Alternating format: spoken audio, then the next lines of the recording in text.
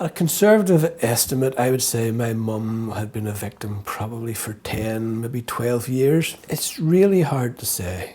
It's really hard to say, but certainly it was over £14,000. The amount of mail my mum got every day was phenomenal. Anywhere between 6 and 8 letters a day. My mum was Emily Audrey Hamilton. When she died, she was 88 years of age. She came from East Belfast. She lived in Grey Abbey during the war years.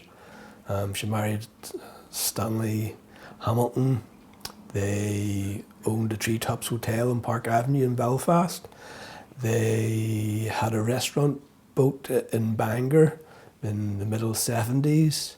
Then in around the 80s, my mum moved to Bangor, worked in an industrial estate.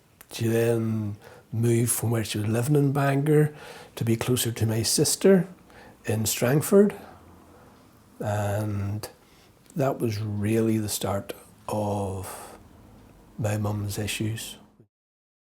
I am surmising, and it is only conjecture on my behalf, that she received something for a free gift. And my mum was never one to turn down a free gift. My mum had a box bedroom, and when she sadly died, I cleaned out the box bedroom, and it was like a warehouse full of boxes of tat.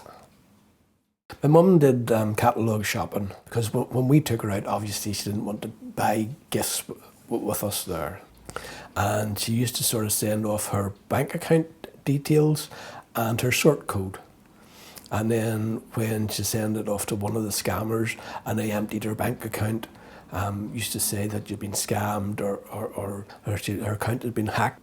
She couldn't understand how she'd been scammed, how she'd been hacked. But she used to say, "Raymond, how can I be hacked? I don't have a computer."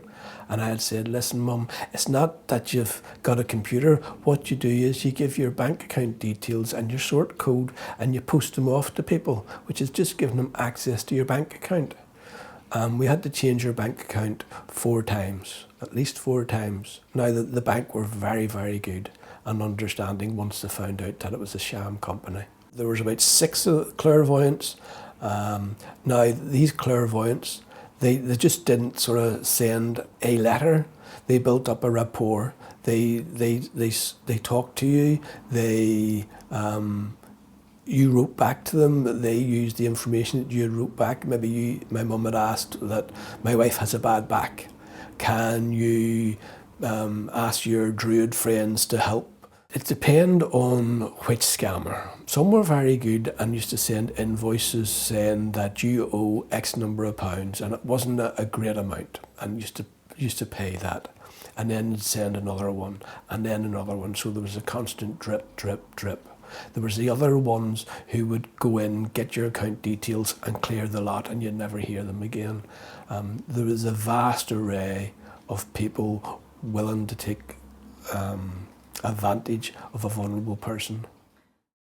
My mum, towards the end, my mum sent that much money that she couldn't really afford to eat or heat their house. Now, it wasn't a vast amount, it was sort of small, £20 here, £10 there, £5 there, but they all added up.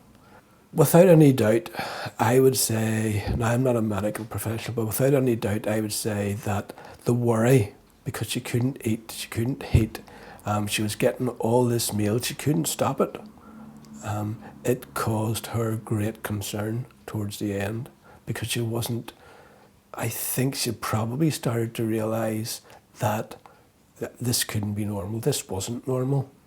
The impact of the whole scam on my family and my mum, my sister, myself, the grandchildren, has been extremely divisive.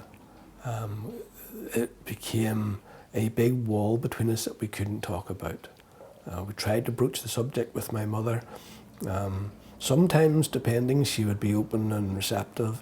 Other times she would be, "No, that's not right, that's not right. I've known this man for 5 years. He wouldn't do that such a thing. He just needs this money for whatever the reason happened to be.